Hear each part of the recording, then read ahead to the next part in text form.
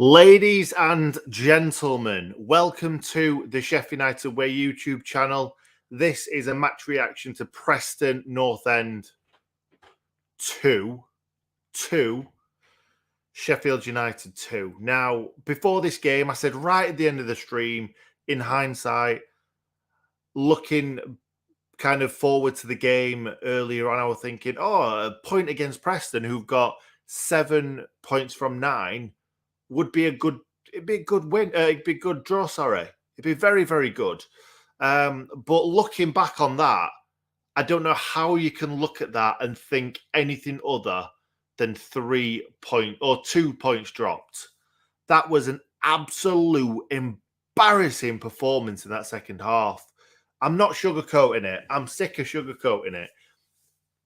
It was a fantastic first half. We controlled the game from start to finish. We were by far the better team. They were just trying to catch us on the break. But I can't praise them too much because that second half, every single player other than Wes is the only player that can hold his head up high and say, I had a good game today. He pulled off a couple of very, very good saves, didn't drop anything. Came close a couple of times with a couple of players closing him down, taking a bit too long on the ball, but nothing to really worry about too much. Fantastic save from a header. The 2 goals that they scored, he had absolutely no chance. No chance whatsoever. I'm just come off the live stream. We've just done a watch along. We were absolutely buzzing. And do you know what? You could probably look at that live stream and clip half of the things that I said, because the second half of that first half, when Billy Sharp had scored the penalty, we'd again controlled the game. It was all us. All the possession was us. We were creating chances. We had all the ball. We were passing it along the back line. I couldn't see them coming back into it in the slightest, but I did caveat it by saying we've seen them throw this away, and 1 goal can change a game, and it certainly did. Now, don't get me wrong, it wasn't against the run of play goal. It really wasn't. They definitely deserved at least that first goal, if not both goals in that second half. We completely went into our shells. We had loads of chances in that second half. We just didn't put our chances away, and we'll get onto it. So let's start from the beginning. So we took the lead pretty early on. Jayden Bogle strike from the edge of the box, struck it well. May have took a slight deflection. It ended up going straight through the keeper's legs. It either took a deflection or the keeper was unsighted, because the keeper had chance to kind of rearrange his legs, and it still went through his legs. So good strike from Bogle. Egan could have scored from that corner. Great ball in to the back post from the corner. I think it was Howrahan. Egan kind of bullied his man at the back post, headed it straight at the keeper. Keeper made a good save. It ended up getting kind of cleared out to Bogle. Fantastic strike. Like I said, straight through the keeper's legs. Job's a good one. 1-0 up. And that's all you really want from the edge of the box. A player to catch it well, get it on target, going through bodies. It's always going to be difficult for the goalkeeper to make a save. It really is. No matter what happens, if it goes on target, if it hits a defender's legs, if it goes straight through, you've always got a good chance of scoring from something like that. Second goal, Billy Sharp flicks the ball onto Brewster, takes it on the chest really, really well, right into his own path, holds off the defender as well, does not get bullied at all, gets in front of the defender.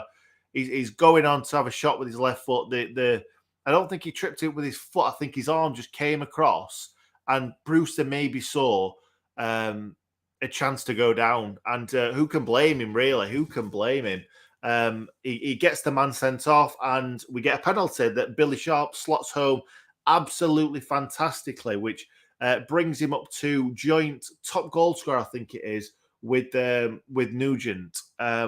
Fantastic for Billy Sharp. Absolutely brilliant. For me, I might be a bit harsh on Sharpie here. We all love Sharpie, but I don't think this was his greatest game. I don't think he did a lot more other than pop that penalty in the corner, which, yeah, I'm happy that he scored the penalty. Somebody needs to take on the responsibility and put it away. And more often than not, Billy Sharp finds the corner or finds the back of the net. And he did. And we went into the second half, or we went into half time 2-0 up, going into the second half 2-0. And again, at half time, I was saying, oh, yeah, surely we can't throw this away. Surely we can't throw it away. And we bloody well went and did it, didn't we? We went and did it. And do you know what? I struggled to remember how their goals went in because they were so simple, the goals. I'm not saying they weren't good goals from Preston. They were very, very well worked goals, very well taken goals. But I had to remind myself. So I've waited and waited to see the actual video of the goals on Sky Sports. And it's embarrassing. And do you know what?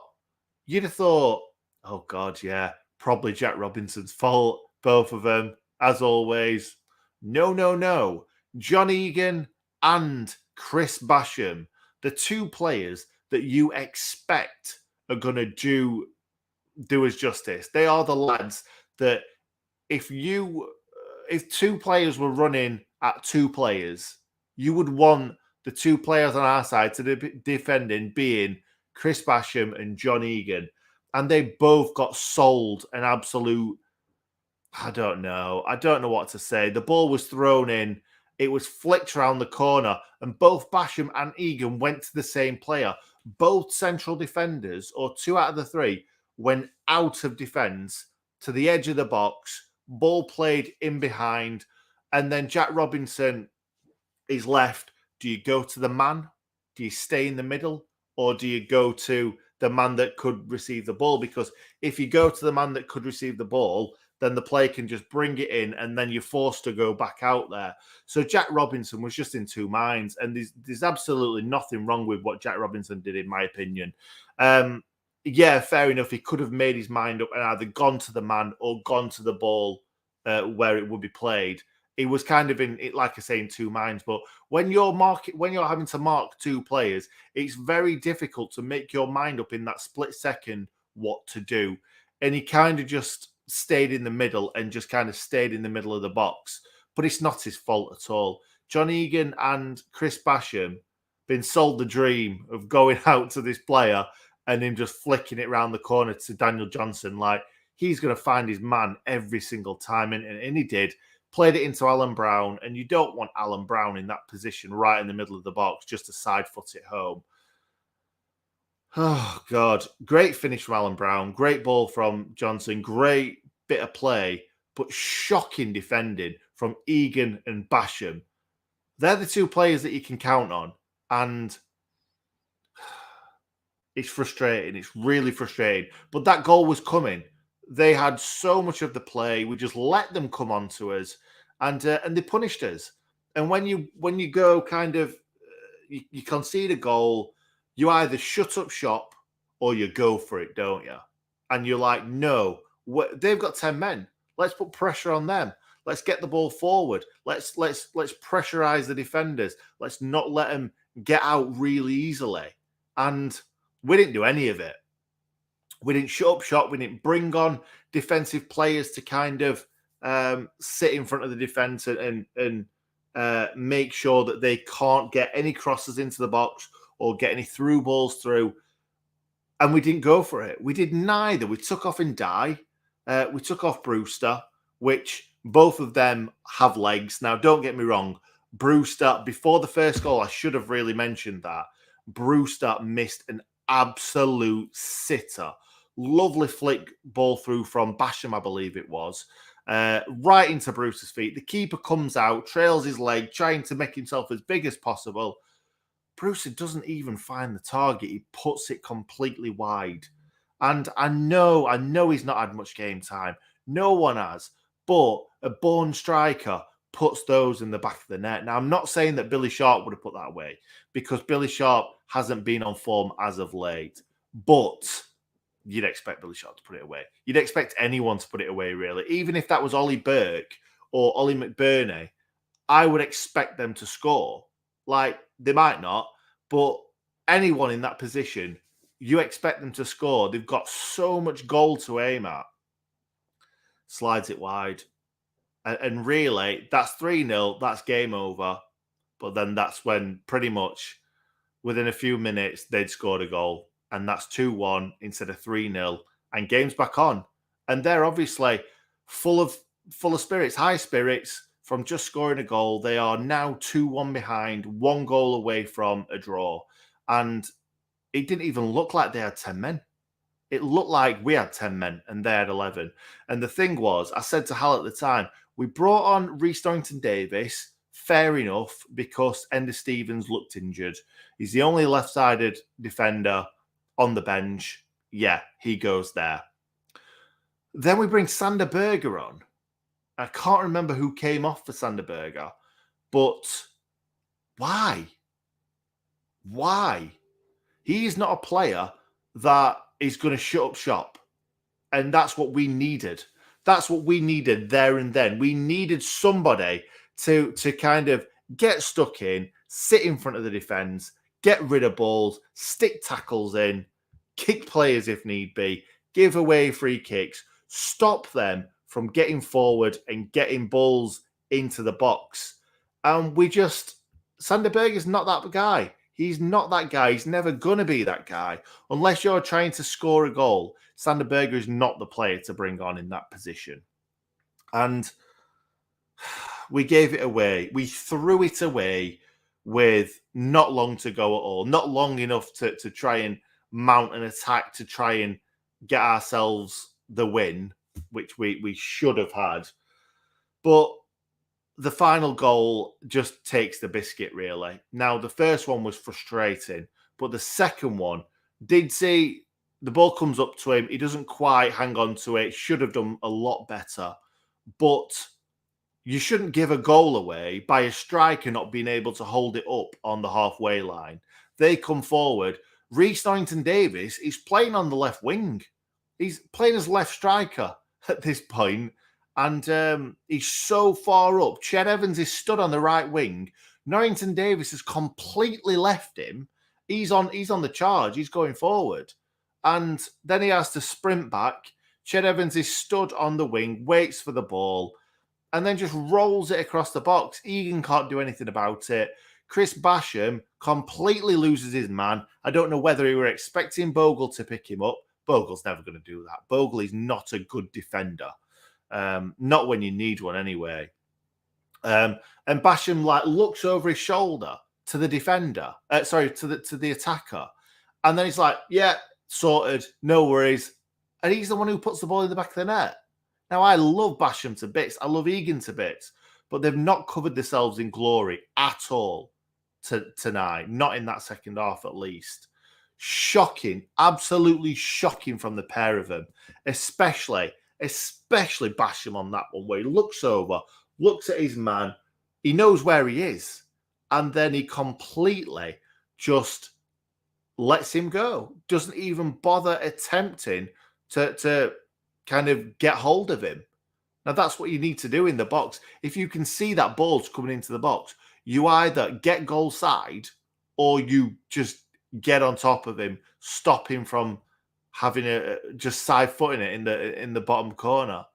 Shocking. Now, you could possibly look at Bogle and think, oh, Bogle probably should have been back. But if Basham's seen him, Basham either tells Bogle to get him, which he could have done, but Bogle was nowhere near him to stop him from scoring. It's Basham's fault. It is Basham's fault. And for me, it's not just the blame on the defence. Now, the first two were obviously Basham and Egan. The first one was Basham and Egan. The second one was Norrington Davis and Basham's fault.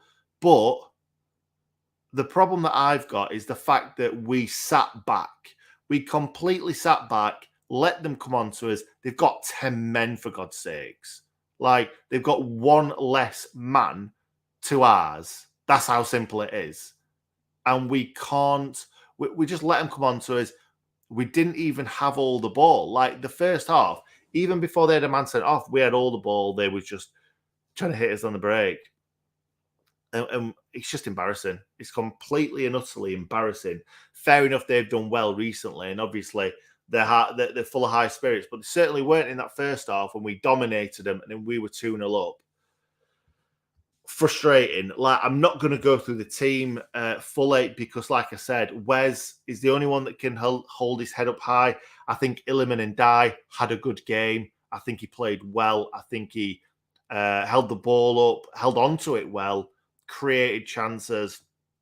I think he did very, very well. Jayden took his goal well, obviously, but certainly didn't defend well. I'm not really... Sharpie didn't have a good game. Brewster did not take his chances, played okay, obviously won the penalty. But looking at the chances that he missed in that second half, like, he probably wouldn't have scored. So the defender could have just let him go and shoot, and he probably wouldn't have scored. Oh, it's really frustrating. It's a massive, massive backstep, this, because there's one thing losing against Derby 2-0 and not really mounting a fight, but to go 2-0 up at half time, they've got 10 men, you're coasting, running the show, and throwing it away. Yes, it's a draw. Yes, I'd have probably taken it before the start of the game. But to lose in that manner is just embarrassing and can't be very good for the team. It really can't. Now, we've done worse before. We let Villa go. We were 3-0 up against Villa, and we let them come back within about 20 minutes. And that was devastating. But that was a turning point. Let's see if this is going to be a turning point. The Derby game really should have been a turning point because we really weren't very good in that game. And we stepped it up. We were class in that first half today against Preston. But to throw it away like that is just really, really tough to watch as a fan. Anyway, I'm just going to go through a few comments because I'm not going to go crazy tonight because it's quite late and I'm really, really done with it. I really am. Nick, how do you see our season going if we manage to maximise points from our games in hand? Do those games make a difference for you? Do you know what? Yes, they do. Because if you're playing well, you want more games. You want 3 or 4 games in hand. Because if you're playing well and you're picking up points, all you've got to look at is that when we went up in the Championship, we won so many games away from home, at home, all in a row. We picked up so many points. We barely lost. If you can put a good run together, those games in hand are very, very useful. But we need to start picking those points up. We need to be beating teams and not playing well. I just don't feel like that's going to happen. I don't feel like it's happened all season, if I'm being completely honest. Reece Davies too attacking and gets caught out a lot too. Yeah, that's what happened with the second goal. And that's what's happened for him a lot this season. It really is. If Mousset is training at home and isn't even playing in the 23s, then I think the writing is on the wall. Yeah, it is for him. Certainly, it really is. And it just shows you that all that training that he's doing is certainly not for us. Brewster just isn't good enough, I'm afraid. It's really sad to hear that. And you know what? For Swansea, he was banging goals in left, right, and centre. So I do think he's good enough as a striker. I think he's a complete and utter confidence player. And if he's not scoring goals, he's awful. But if he's scoring goals, then he's flying. And he had that chance, didn't he, when he scored against Bristol City and he was playing all right. But my issue with Brewster is that other than scoring goals, which he's not doing, which he's used to be doing in the Liverpool youth setup, Swansea and England, he doesn't offer a lot more. He's not big and strong. He's not particularly quick. He's got a little bit of pace to him, but he's not particularly Ollie Burke pace or even Mousset pace. So what else does he offer? What does he offer? I don't know myself. I really, really don't. But hopefully we can get him scoring at some point. Yes, Bill. Completely agree. I'm not going to read it, though. It was a terrible second half. I'm totally gutted against 10 men. How bad is it that I think that's our season over? Do you know what, Andrew? We always do this, don't we, as fans? Season's over. We always overreact, but games like that really show the mentality of the players and where their heads are. And for Bash and Egan to make rudimental mistakes like they did tonight, it doesn't look good, really, does it? Restoring today, we should be able to attack with a back three. Yes, he should, but when you are under the cosh and the ball's on the halfway line, he shouldn't also be on the halfway line. He's a left wing back, not a left striker. The penalty for us and the sending off was a bit sketchy. Would have been disappointed if I were a Preston fan. I completely agree, Joey. Probably should have brought that up myself. It wasn't. It didn't look like a clear. It didn't look like a clear sending off or penalty. But what you've got to say is that it probably deserved a red. If it was a foul, it was definitely a red, because you only don't get a red is if you go for the ball, and he didn't go for the ball. He was dragging him back, and that's where it was. But it might, I think, kind of 7 times out of 10, that's not given as a foul. So much potential, but he hasn't completed 90 minutes in several seasons. Yeah, it's not even worth talking about 𝐍𝐸, is it? Brewster should never be in the team. I say all the time. Wow. The comments tonight. So disappointed with a lot of them. Absolutely, Jonathan, mate. Absolutely. Thought 𝐍𝐸𝐍 was awful when he came on. Lost the ball every time and should have dragged his man back for the second. It's easy saying he should have dragged his man back, but that's in hindsight, isn't it? Like, if he'd have brought him down, would have been, oh, for God's sake, 𝐍𝐸𝐍.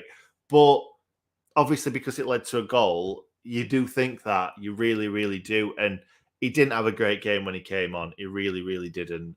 On to Saturday we go. Can't see it being easy. Absolutely not. Luton are playing really, really well.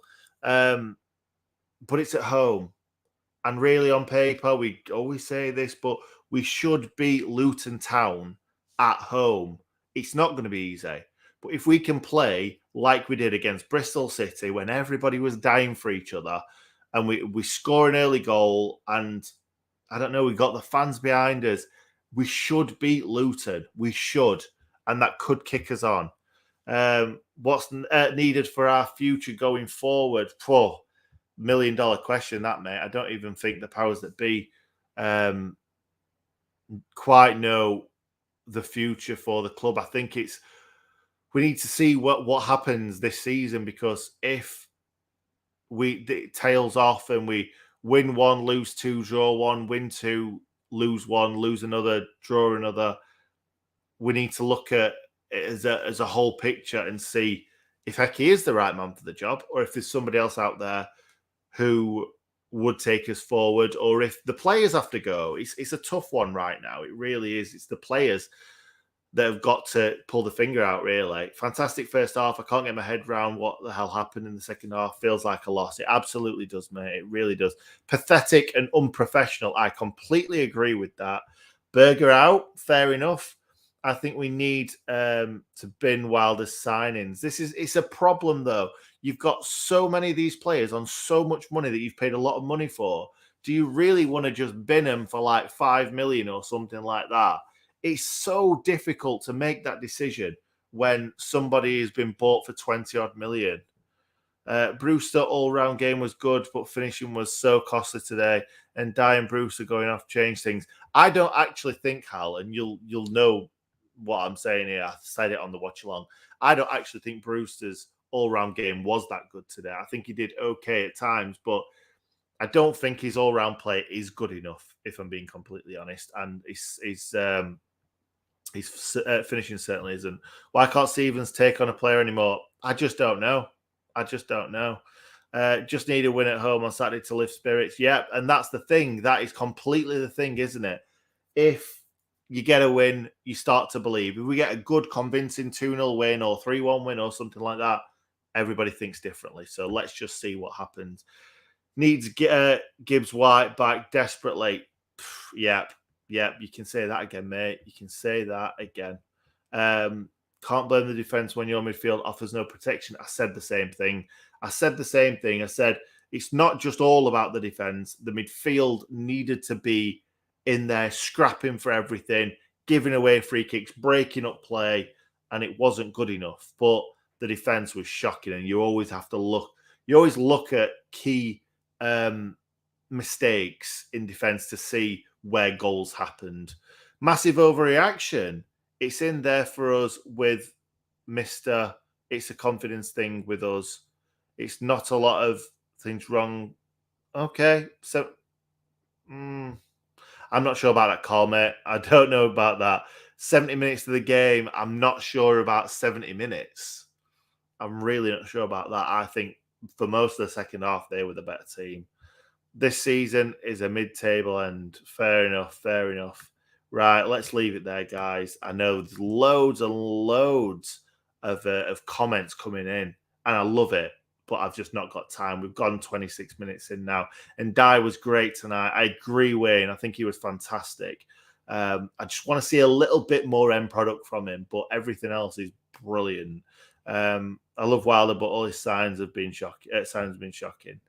Final one, Kieran always offers some very, very good insights. I feel there is something wrong with the player staff team cohesion. We don't seem the same anymore since lockdown, but we can't keep saying that. Something isn't right at all at the lane. I think that was right before Hecky came in. It looked a really, really tired sort of team that weren't together at all. And Hecky seemed to revitalise the players.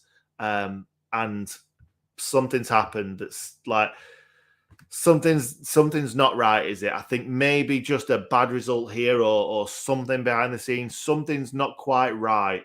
And especially seeing Basham and Egan making big mistakes and not being accountable for like kind of seeing a game out is really, really poor to see. Anyway, I'm going to leave it there. Thank you very, very much for watching, guys. It's so tough to make these videos, so I really appreciate you being here, offering your comments, and obviously watching and listening to what I've got to say. Thanks for watching, guys. See you next time.